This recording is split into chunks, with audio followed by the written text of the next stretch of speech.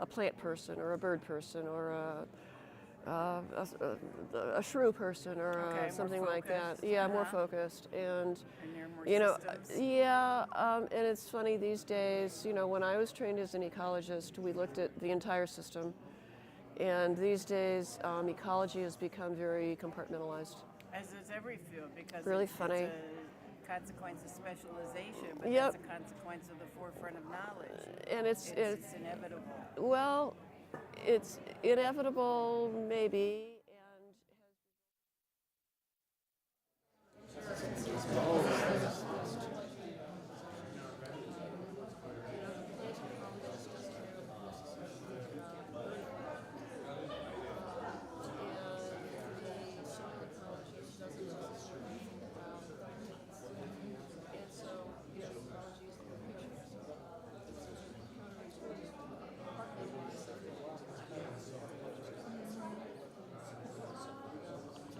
but you know. That said, if they didn't do that, we wouldn't get some spaces that form. Yep. So there's some really good parts about it. So tonight we're going to hear about your area, especially how the wetland system. Well, we're going to talk about wetlands. We're going to. I should. We're going to talk about it specifically. There you go. There you go. Right. So I should be careful. That's interesting. But I read about it. Fens. yeah, exactly. Try to memorize what the difference is. Right. Okay, well, let's So do that's it. right. Yeah. I'm going for my second cookie. Okay. Maybe I'll just save it for later. But it's,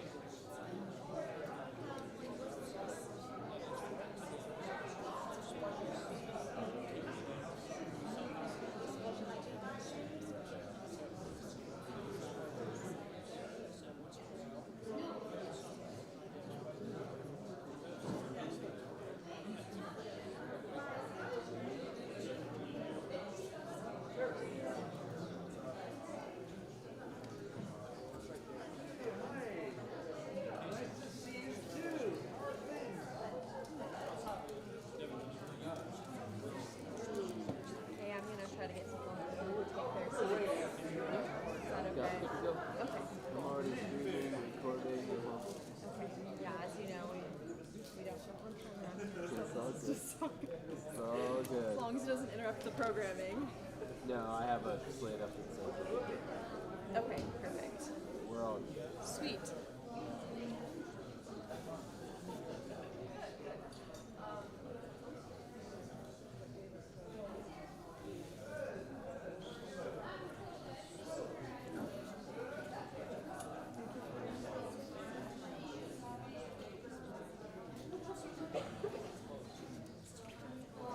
Folks, if we can find our seat in the next minute or two, we're going to go ahead and get started soon. Thank you.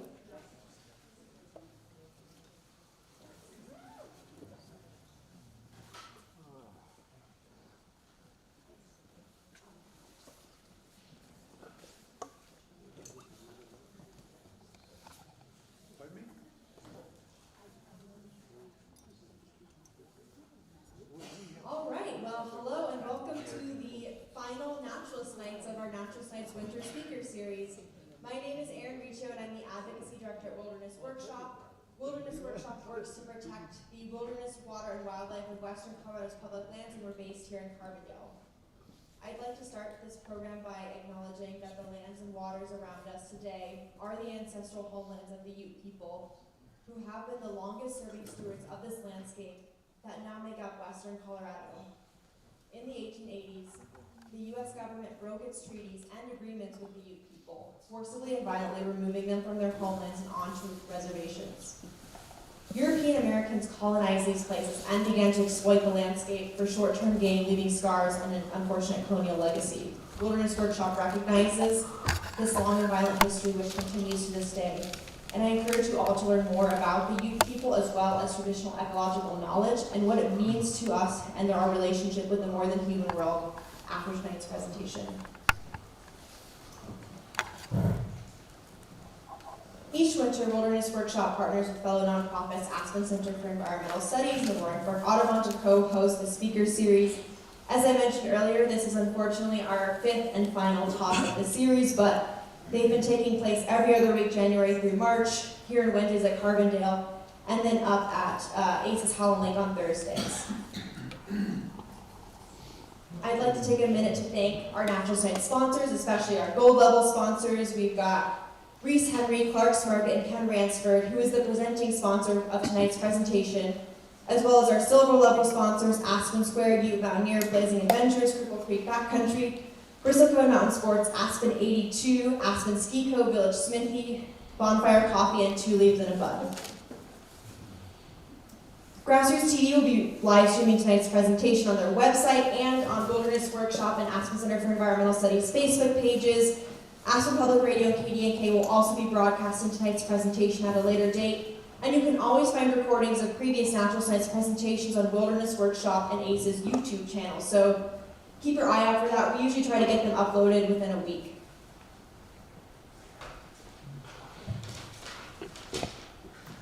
So Wilderness Workshop has been super fortunate to do a lot of work with tonight's speaker, who's ecologist Delia Malone, in our efforts to protect the wetlands of the Homestake Valley, which for folks who may not be familiar is more over in the Red Cliff and Minturn area. It's absolutely spectacular, but unfortunately it faces threat from a potential new dam and reservoir, and it threatens to inundate portions of this incredible valley.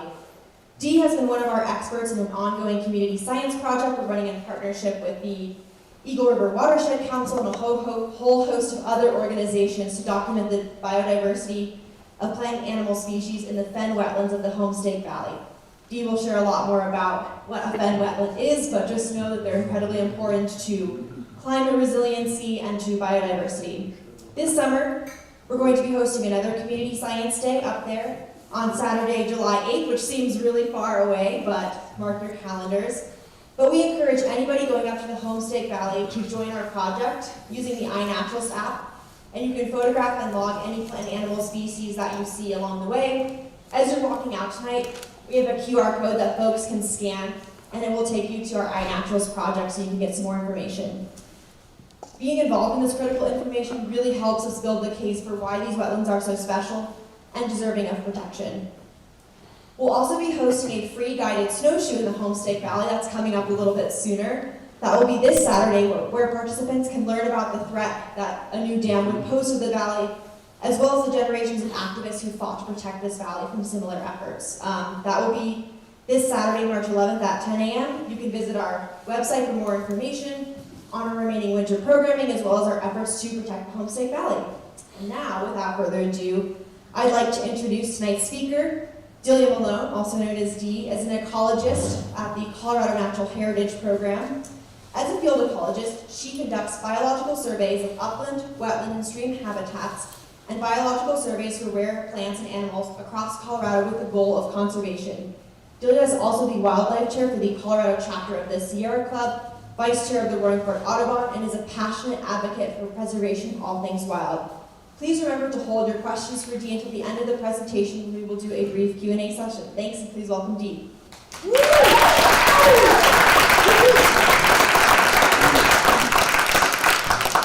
Wow, thank you so much. It's so good to see so many friends here and new friends. Thank you for joining us. As Erin mentioned, The impetus for tonight's topic is the Homestake Valley and protecting and preserving those wetlands from being drowned by another dam so that that water can be diverted over to the burgeoning Front Range. So I am going to talk about fens. Fens are ancient wetlands. They are rare wetlands, and they are irreplaceable wetlands. So we're going to do a little bit of an overview. We're going to talk first about what are wetlands. Then there's a particular kind of wetland called a peatland. So what are peatlands?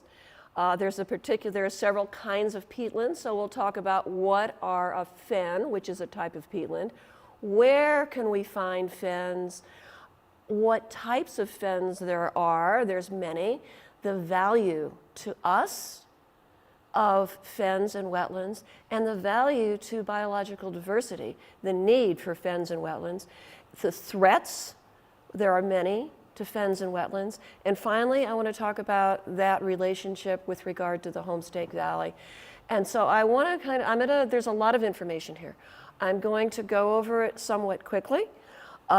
Please have questions for me at the end. There's a lot to dive into, and please join us this summer in the Homestake Valley for the BioBlitz. What's a BioBlitz? A BioBlitz is us going out and identifying everything that we can find. Insects, plants, birds, amphibians, mammals. If we don't know something that's there, that something is there, we won't know to protect it. And that's the goal. Let's find out everything that's there. We can make the case, I know we can because this is a spectacularly beautiful area, that it needs to be protected. It deserves protection. And when we know it's there, we can protect it. So what is a wetland? By definition, wetlands are lands transitional between terrestrial and aquatic systems where the water table is usually at or near the surface of the land, or the land is covered by a shallow water. So there's three primary criteria. That the land is saturated at some point during the growing season, that the substrate, the dirt, the soil, is predominantly undrained hydric, that simply means anaerobic soils, and that the plants there are predominantly characterized by hydrophytes, water-loving plants, plants that have adapted for their roots to be submerged for at least 14 days. They have special characteristics that enable that. Interestingly enough, only about 2% of the land in the arid West is wetland. That's about half of what it was from the 1780s till now. We've lost about half of our wetlands in the West and in Colorado due to various kinds of development. Protecting the remaining wetlands is essential. So, kinds of wetlands in the southern Rocky Mountains. There's a lot, but these are a few of the main ones. So, when we talk about wetlands, we wouldn't have wetlands unless there was water. So, hydrology is the most important factor that controls the development of wetlands. And it not just the water, but the timing and the duration and the abundance of inundation will determine the type of wetland. Water affects more than just what's on the surface. It also affects the abiotic part of the ecosystem, in other words, the minerals, the non-living part. So depending on what the surrounding geology is, will determine the type of nutrients in the water, which will determine the type of plants that are growing in that wetland. So for instance, we have marshlands. Marshlands are formed in depressions in the landscape. They are generally inundated all the time. They are generally filled with water all the time. The bottom of a marsh is mineral soil derived primarily from rock, and the plants are emergents like cattails. There's wet meadows. The soils are saturated but without standing water. The soils are again mineral, and typically grass-like plants called graminoids are what dominate in wet meadows. We have riverine wetlands, simply the wetlands that are adjacent to the thin strand of wetlands that are adjacent to streams and rivers. And those are typically cottonwood trees and willows and birch. Again, the soils are mineral, derived from rock and the surrounding geology. Finally, we have a wetland called peatland. Peatlands are peat accumulating wetlands. In the west, we call them fens because there's going to be a difference between the peatlands in the east and in the west. Those peatlands do not have mineral soils. Those peatlands, their soils are dominated by organic, what are called histosols. Important in looking at these kinds of wetlands, and there's more in Colorado, these are the main ones that we have up here in the mountains. Each of these wetlands supports a different community of animal species, a different community of plant species. So when we have all of these wetlands in an area, as we do in the Homestake Valley, we have a mosaic of wetlands. We have a consequently higher biological diversity of plants and consequently higher biological diversity of animals. We all have heard the dire news that biodiversity across the planet, and I can guarantee you that in Colorado, is crashing. By protecting the plant communities, we can protect the animal communities, and we can actually begin to enhance and even restore biodiversity. So, what is a peatland? A peatland is just a wetland that accumulates decayed plant matter. That's all peat is. Peat is partially decayed plant material, twigs, leaves, roots, and so on. Peat forms very slowly over time. It occurs when the production of organic material, in other words, the production of leaves and twigs, is greater than the decomposition. So we get this constant accumulation. And why does that occur? That occurs in these special wetlands due to saturated soils. Saturated soils inhibit oxygen, and oxygen, when oxygen is limited, decomposition is limited. And so consequently, in these places where soils are saturated, the decomposition of the plant material is inhibited, and the plant material accumulates to form peat. Plants in these peatlands, like in this peatland here, in this graminoid peatland, graminoids just grass-like plants, the plants are rooted in the peat. They derive all of their moisture and all of their nutrients from the peat. So, a couple of types of peatlands. We have bogs and we have fens. Bogs occur primarily in the eastern United States. They occur all across Canada. They occur up in Alaska. They occur in Ireland and places where there is a lot of precipitation and there is low evaporation. Bogs are nutrient poor because most of the water that comes to sustain the peat in the bog is nutrient poor. It comes from rain.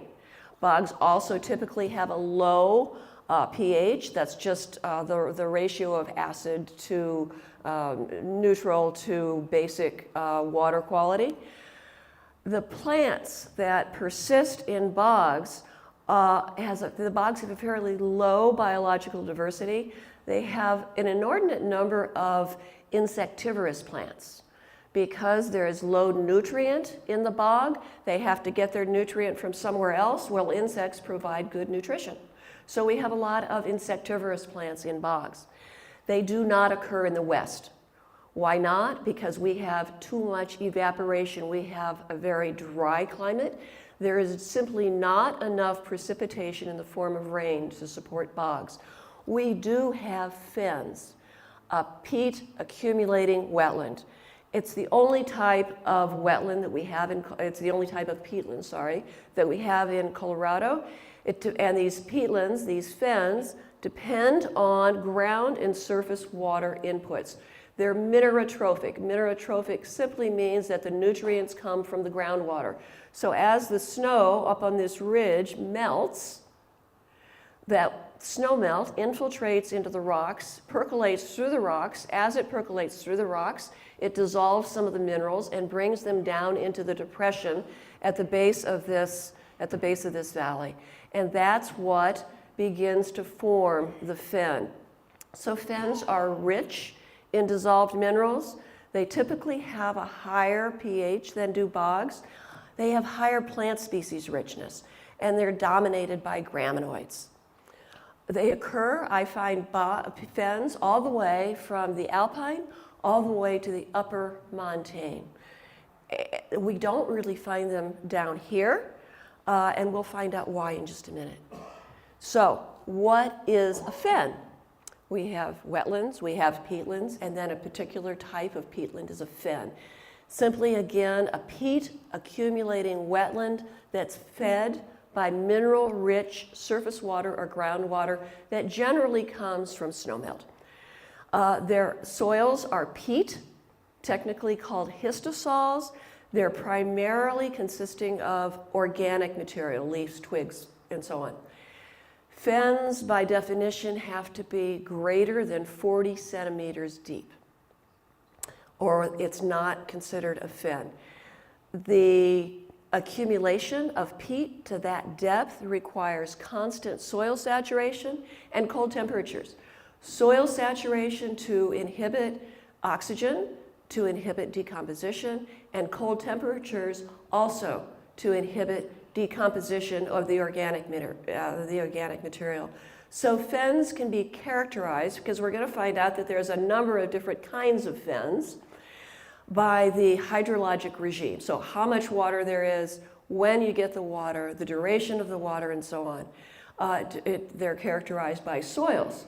So yes, all fens have peat, but there's various stages in the decomposition of peat. So we look at the characteristic of the peat soils and the vegetation. Depending on the characteristic of the water, what kind of nutrient it has, how acidic or how basic the water is, depending on the soil, will determine the kind of vegetation, and then the vegetation will determine the kind of the animal life that can survive in that fen. So fens are ancient. That's why they are irreplaceable. Never in our lifetime will we create a fen. So peat accumulation in the arid West occurs at about a rate of 4.3 to 20 centimeters per 1,000 years. That means that the youngest fens are 2,000 years old. So in other words, if you have to have a minimum of 40 centimeters of peat to be characterized as a fen, and the fastest accumulation is 20 centimeters per 1,000 years, then the youngest are 2,000 years, whereas the oldest started forming at the end of the last glaciation and can be upwards of 10,000 years. So again, the soils are peat, called histosols, where the primary component in a histosol is organic material rather than mineral. Mosses, herbaceous material, and so on. They have to be saturated, and during the dry season, July and August, the level of the water cannot decline or cannot recede more than greater than 30 centimeters below the water table. And they have to have an accumulation of 40 centimeters. So how do we know that that occurs? Well, in this picture right here, my partner in crime has dug a soil pit with a sharpshooter shovel, and we dig down and we take the plug out, and then we analyze what's in the plug. And so we see how deep we can go before we hit either dirt or rock. And if we can get 40 centimeters, we keep going. And we look at the bottom of that soil plug, and we see what it's composed of. So for instance, often we can see fibers of moss. Now, if you think about this soil plug, at the bottom of that soil plug is at least several thousand years old, whatever is at the bottom. And we can still see, we can distinguish moss fibers, we can often distinguish leaves, so much so that we could actually identify the species of plant that is at the bottom. So the decomposition has occurred really slowly, if at all, because of saturated cold water that saturates the soils. In that sequestration of plant material, we're also sequestering carbon. When that carbon is stored, it's not up in the atmosphere. So peatlands, peat, and fens are an important carbon storage device and act to mitigate excessive carbon release up into the atmosphere, which is one of our causes of an excessively warming climate. We can see in this plug right here, if we look closely, we can see and we can actually identify species of plant down here at the bottom. So 40 centimeters is about up to my knees, about 16 inches. Down at the bottom there, that plant material, it's kind of an amazing thought, but that plant material was laid down 10,000 years ago. Very special kinds of plants often grow in fens. We often see the dominant plants such as graminoids, sedges, rushes, grass-like plants like this cotton grass, the Eriophorum. Conifer forest can contribute to peat formation. Shrubs like this what is this common name? It's Kalmia, bog laurel. Sphagnum moss is a really important contributor, makes an important contribution to fen formation. So these are the kinds of plants that are typical in fen ecosystems. Fens need water. What maintains fens is cold, abundant, constant duration water. They're dependent on water to prevent the excessive decomposition of the peat body itself. They're dependent on the snowmelt to bring them the water. They're dependent on the snowmelt trickling through the surrounding rock to bring them the nutrients. No site in Colorado, no fen site in Colorado can persist on precipitation rain to maintain sufficient soil saturation because of our warming climate. What we'll see when we talk about climate warming is that we see that our precipitation in the Rockies, the amount of precipitation isn't going to change that much. It's really very difficult. What's going to change, what is changing, is warming. And warming, of course, causes excessive evaporation. And that dries out soils. That is going to be the key to this. Snow is changing, the duration of the snowpack is shortening, changing to precipitation, and that is insufficient to maintain fens. So how much water does a fen need to persist? Well, this is graph, oopsie, what did I do? Oopsie.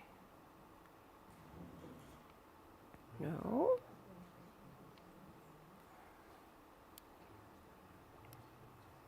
Does that work? No. Got a backup if we need it. I think I just touched the wrong thing. Here, I'll trade you. Try Okay. that one. How's that? That's better. Okay. So we have this graph here, and in this graph, we're comparing 5 different kinds of wetlands, 2 fens and 3 wet meadows. And at 0 up here, what we see is the water table. And in both of these fens, the water table stays at or very near the surface and only drops down in the warm months of the year, July and August, to about 10 centimeters below the water table. Whereas in these wet meadows here, during the dry months of the year, the water table drops all the way down to down to 140 centimeters from the surface.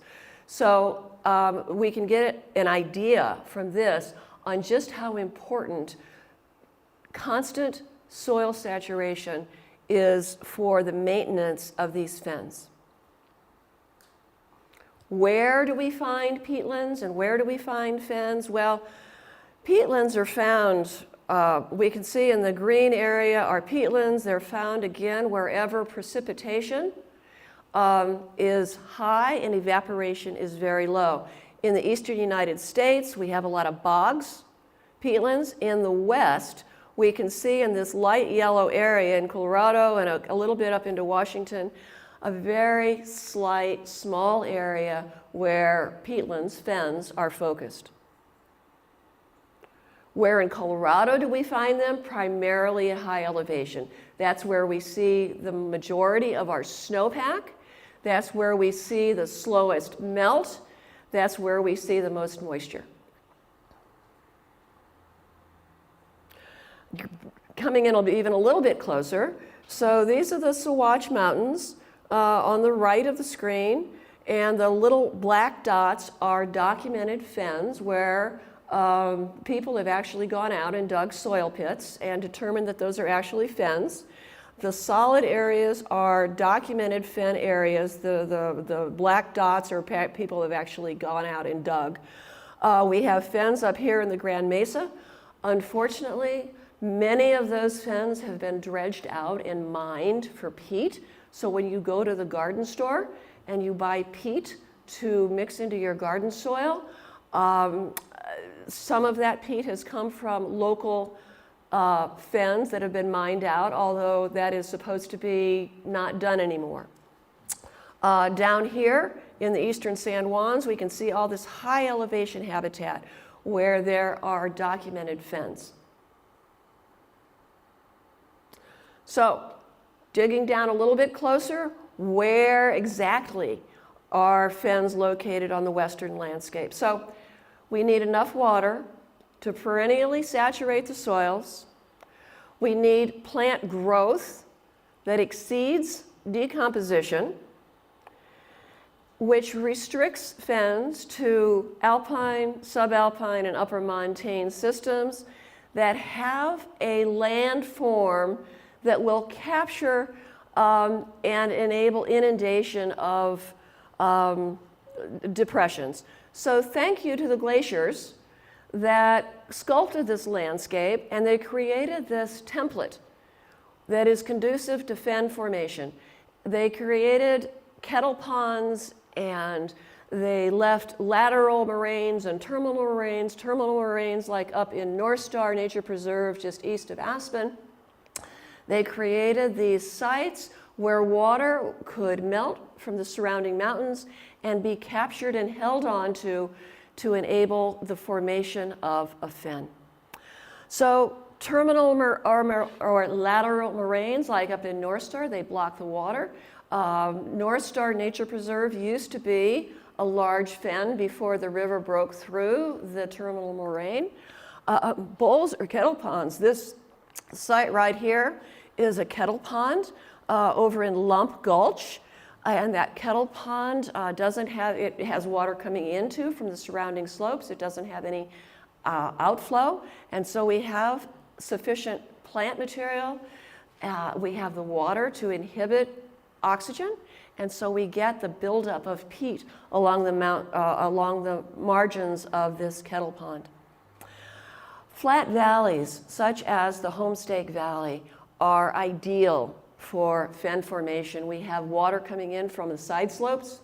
We have a mosaic, depending on what's happening on the landscape on a micro topography level. We have a mosaic of ecosystems in the Homestake Valley. We have what we just talked about. We have wet meadows, we have riparian wetlands, and we have fen wetlands.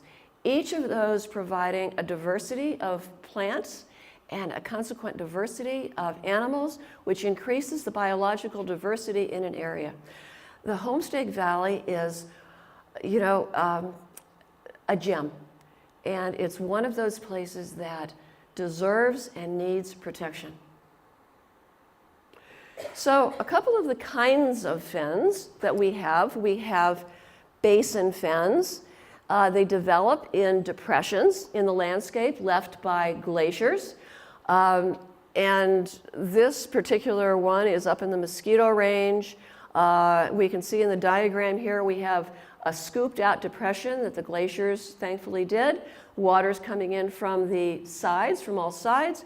There's no place for the water to go, and so the leaves and the plant material that are deposited there are inhibited from rapid decomposition, and we start to get a buildup of peat. We have slope fens. They basically, we can look at the diagram, the water is coming down from the side slopes, and this is over by Breckenridge, actually, Swan Mountain. And we have the water coming in from the sides and coming into this shallow and low level slope, and again creating the conditions to enable the development of peat.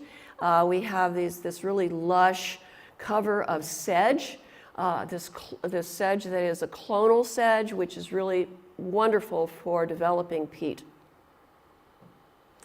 This is a picture that's very similar to Homestake, and again we have all of this water discharging downslope from the snowmelt, ending up in this valley, and this is the fen, close-up of the fen that exists right there in this steep mountain valley.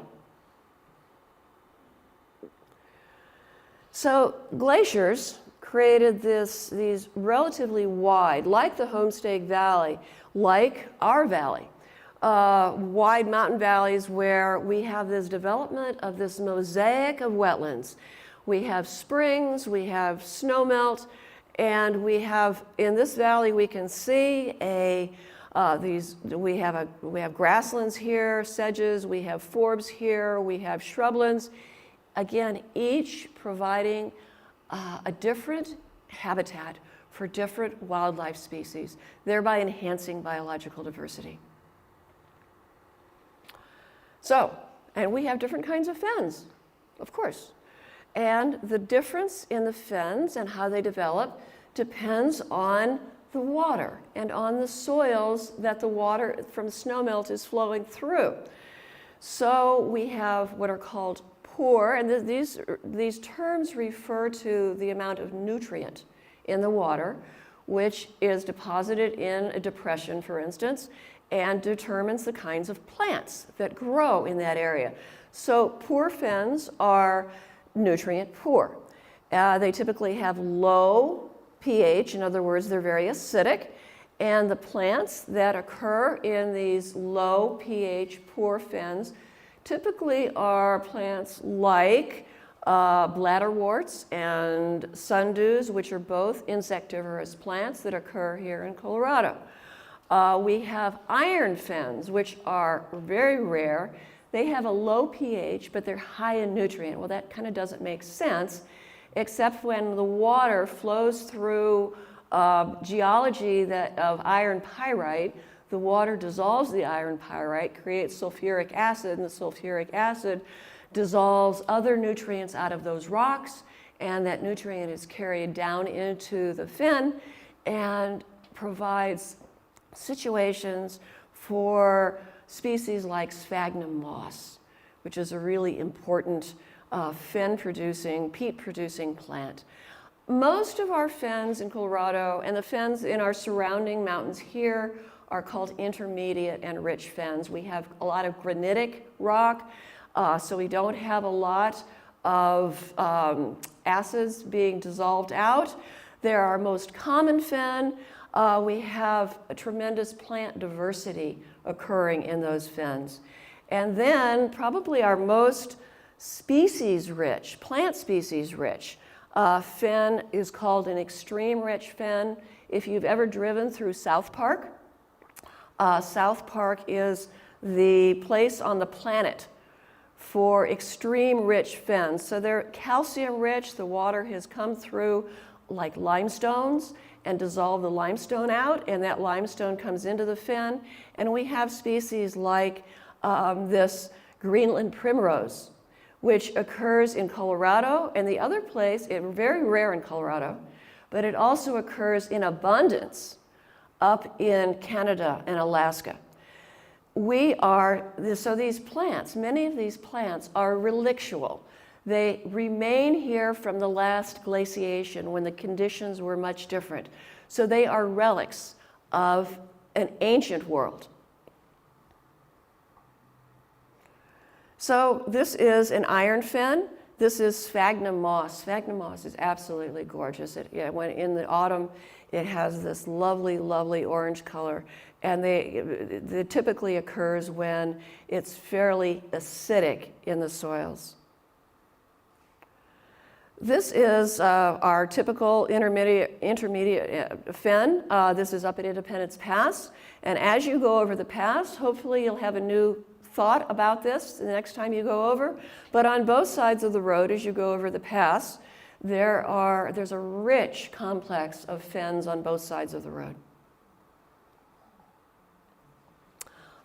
This is another fen down in South Park. This is a rich fen. And again, we have in this particular fen, at the High Creek Ridge Fen, we have 14 globally rare plant species that occur there. One of the species is this little beauty right here called pale blue-eyed grass. So, what do we care? Some awesome plants, some amazing critters. But what does it do for us? Well, importantly, nearly a third of all wetland area on the earth are peatlands. It's a fairly large area, but fairly small.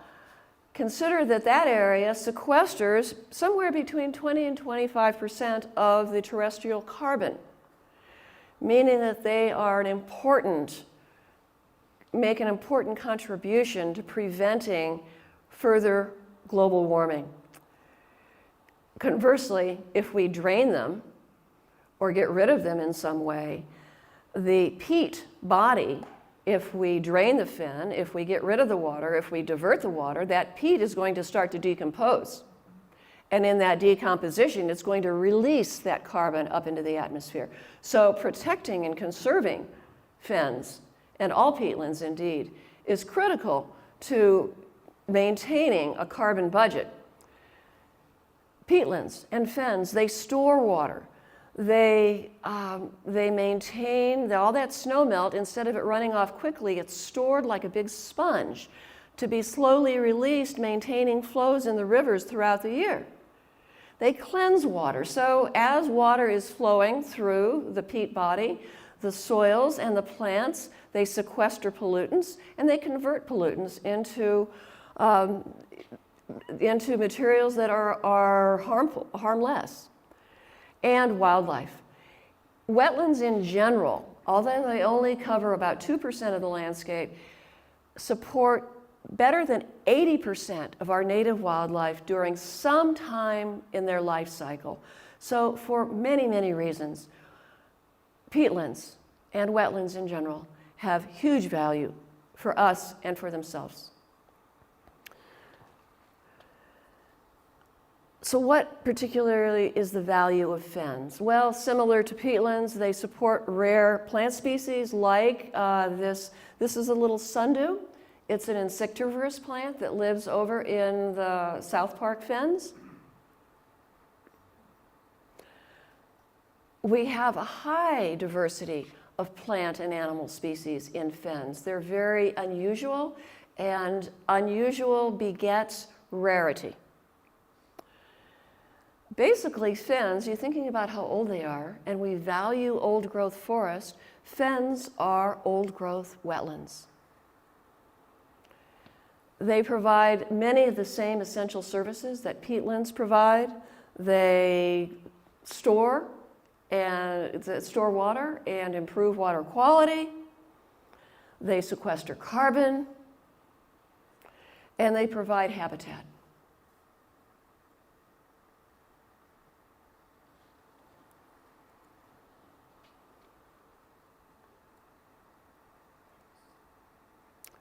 Oh, just a little glitch. Hello. Next slide. Next slide, please.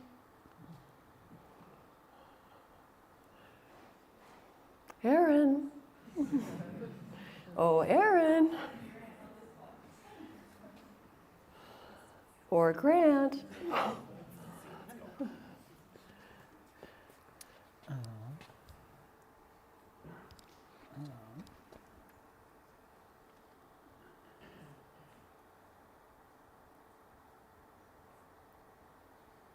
And that's where I got stuck. There we go. Okay, thank you, Grant. Okay, so really importantly, peat stores snowmelt. The reason you buy peat and you mix it into your garden soil is to improve the water holding capacity of your garden soil. So when you have these large bodies of peat, they are big sponges. So this photo is from up on the top of Independence Pass. And in this close-up photo, we can see. Oh, Grant. Oh, Aaron. See if this one works. All right. I'm wondering if you might be taking the channels on the. I'm trying not to. I promise. Luckily, we have 2 microphones. We'll just keep swapping Awesome. them out. Thank you. Okay, here we are. We're back. So we can see the water absolutely dripping out of this peatland. And I remember doing these soil pits up on the top of Independence Pass in July. A huge amount of water stored in these peatlands, which discharge out of breaks in the topography to supply our headwater streams that supply the stream flow in the Roaring Fork River. So maintaining these fens up there is essential to maintaining late season stream flows in the Roaring Fork River. This is, if you've all hiked up here probably, I'm looking down into where Lincoln Lake would be. And right above Lincoln Lake, there are some lovely, lovely fens. And again, these fens are important to keeping the flows going in the Roaring Fork River during late season. Willow shrublands are often good fen producing sites. And in those willow shrublands, the wildlife is abundant. It provides great nesting habitat, it provides great food, it provides great cover. And here we have a little white-crowned sparrow nestling that is happy as can be in this willow shrubland fen up at Independence Pass. So I've been talking mostly about fens, but wet meadows are also critically important wetlands. And this wet meadow in Boulder County supports rare amphibians, including boreal toads, which is, they're becoming more and more rare. We have another type of wetland called another type of fen that forms in basins called floating mat fen wetlands. This is up in Jackson County, and amazingly enough, this particular fen floating mat wetland supports 3 rare amphibians, wood frogs, northern leopard frogs, and boreal toads. Plus a whole host of rare plant species like this livid sedge and numerous others. This is a fen up at Warren Lakes. And Warren Lakes, if you may or may not know, is a big fen complex above Aspen. The water that comes out of Warren Lakes flows down the slope and into the Roaring Fork River again. One of the fens at Warren Lakes was dredged out, mined out for peat several decades ago. They've tried to do some reclamation to stop the outflow of water. There's still a few fens remaining, and this cotton grass, russet cotton grass, is common up there. It's a fairly rare plant species in the rest of the arid West. Another depression, glacial moraine, by the glaciers created this depression and the fen formed. This is above Ivanhoe Lake with these lovely, lovely yellow pond lilies, which is another fairly rare species in Colorado.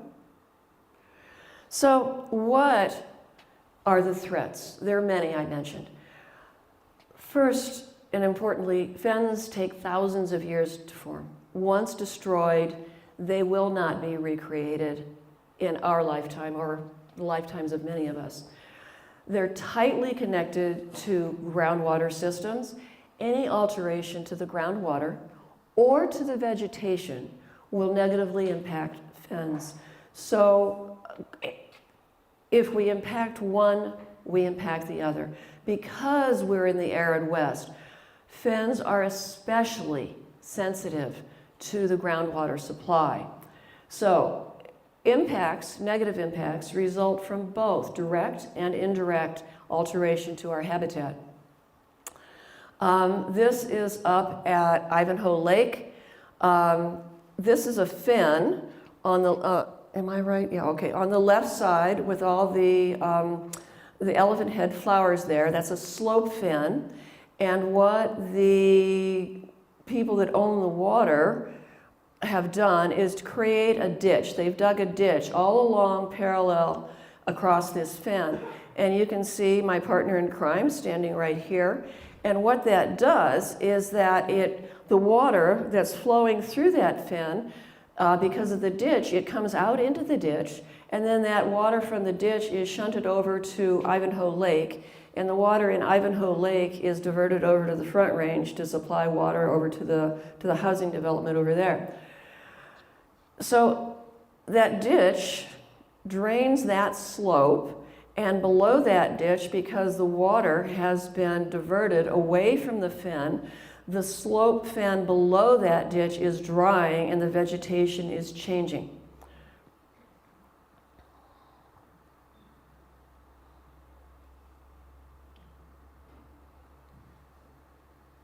Let's try this one. No, it doesn't work. Don't leave. Just stay right there.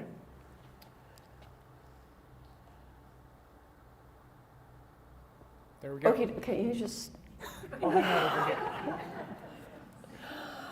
So this is actually Ivanhoe Lake before it's filled up. And what they've done to Ivanhoe Lake, which used to be a large fen, probably looked a lot like Lily Pad Lake. What they've done is they've dredged it out, they've dumped the peat on the side here, these big lumps, and they've let the water fill. And they did that to capture water, to divert over to the city of Aurora. I told you not to leave, Grant. This is a new one. So what are you doing? You're just going play from current slide. Yeah, let's go down one though. Okay, stay. I'll stay closer this time.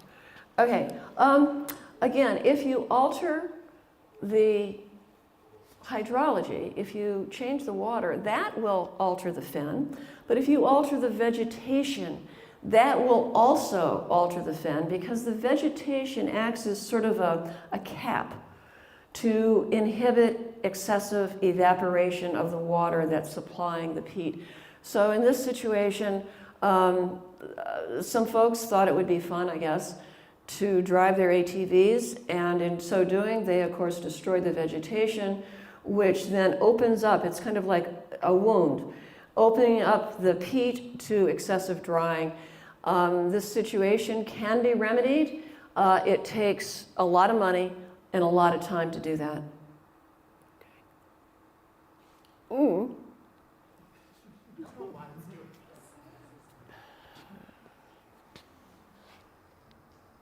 Let's just try.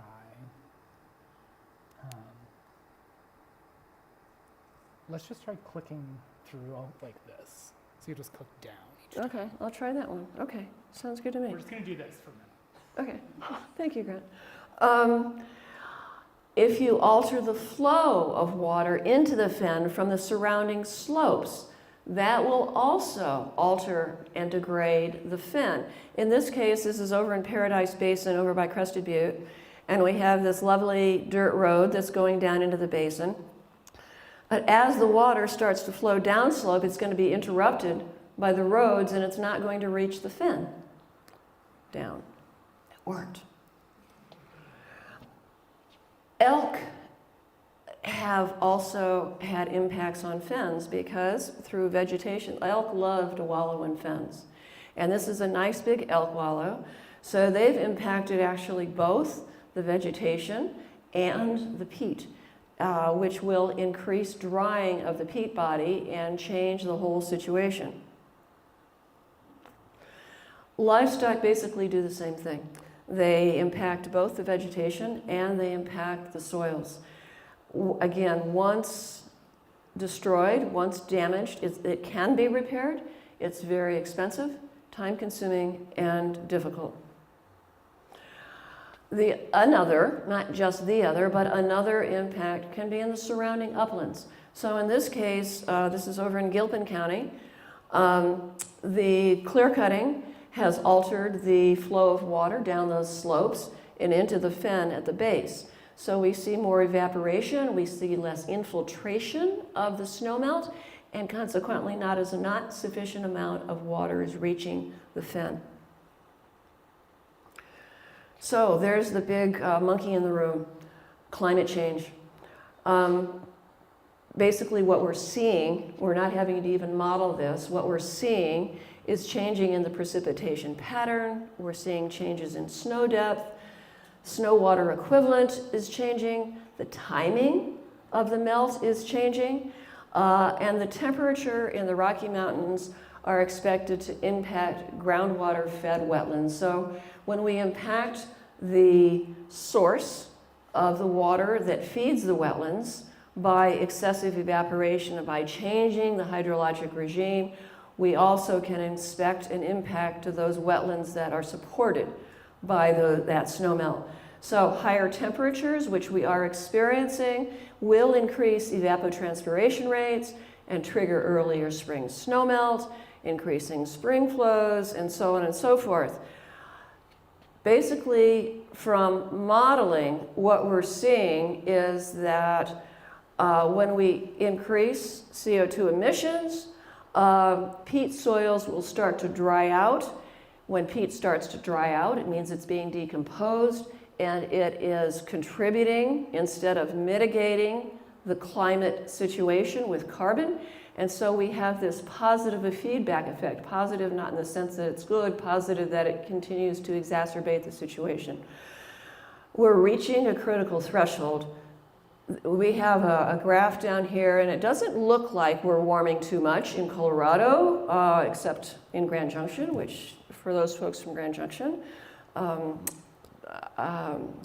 So I won't say any more about that. But 2 degrees Celsius in our area may not sound like much, but it can threaten ecosystems and change landscapes, particularly wetlands, which are dependent on a particular snowmelt regime to maintain saturated soils. So with that, I want to kind of conclude with a little bit about homestake, because that was the driving factor about why we're here. We had this marvelous BioBlitz last summer. I hope you all can come out to the next one that we're having on July 8th, which is being hosted by Wilderness Workshop. This is the Homestake Valley. There is, if you look at the very head of the valley, there's already a dam up there. That's Homestake 1. It was fought tooth and nail, but you know, it's there. What they want to do is put a dam down here at the bottom of the valley and dam the rest of these wetlands and basically drown them. All of the values that we talked about, whether those values are for us or for those values are for native biological diversity, will be lost. The Homestake Valley is a marvelous mosaic of wetland ecosystems that supports a tremendous array, a rich array of biological diversity. I would welcome comments. I thank you for your attention. I thank you for your interest.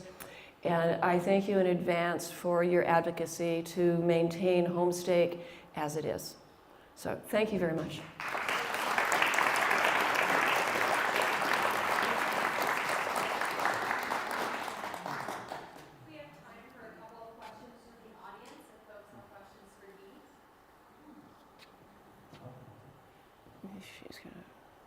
She's in charge. I don't know if it's microphone. We will try. Give it a go. I'll talk loudly. These dams that they're talking, this dam that they're talking about, will it produce hydroelectric power? As I understand it, the primary purposes of the dam is to store water and divert it over to the Front Range. So hydroelectric power is not, as far as I know it, is not part of the reason.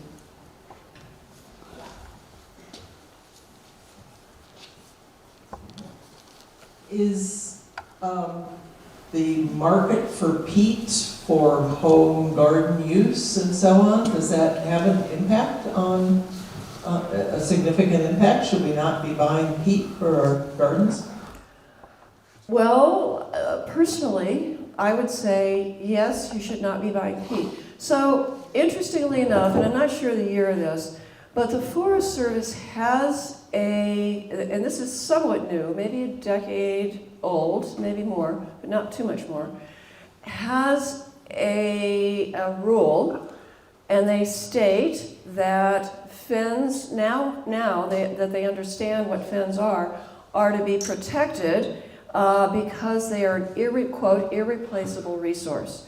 So fens technically should not be being mined these days, although I know that they are.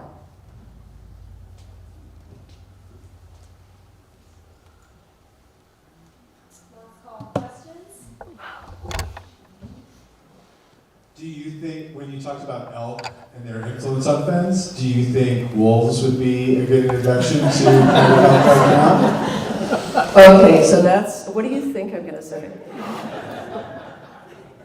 So importantly, let me just answer that in a straight way. Elk have gotten very complacent without their top predator around. Elk kind of like all of us, we don't like to move when we don't have to. And that's pretty much what elk do. And when they can stand around, they can, and I'm not just talking about fens, but I'm talking about all wetlands, when they can stand around and they don't have to be cautious, they don't have to worry about a predator, they will do just that. And they will stand there and they will eat themselves out of house and home. And they will wallow and they will do that. So the primary impact that large predators, not just wolves, but any large carnivore has on their prey is to move them around. And so in a very straightforward way, the restoration of the most important keystone predator in North America to Colorado would, as we've seen in numerous other places, would improve the ability for vegetation to recover. So yes. Thank you.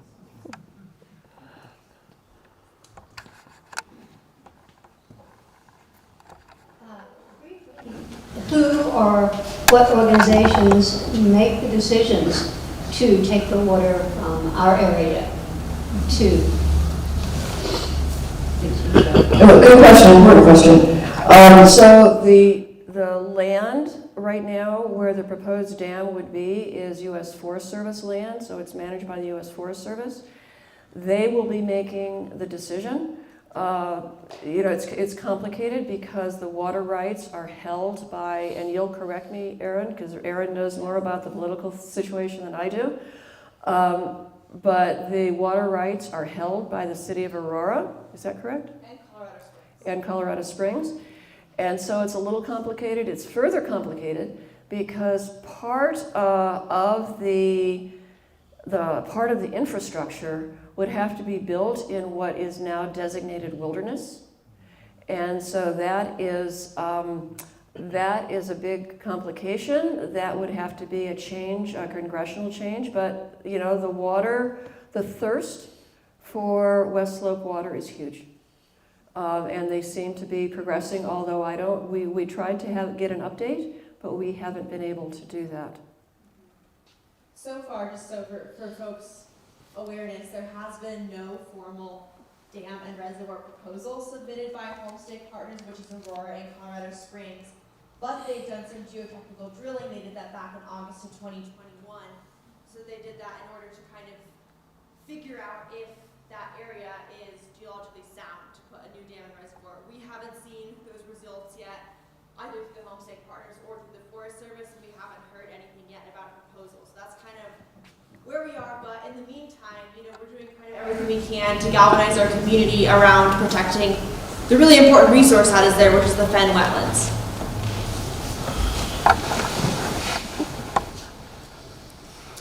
Awesome. Well, thank you so much for coming, folks. I think my mic is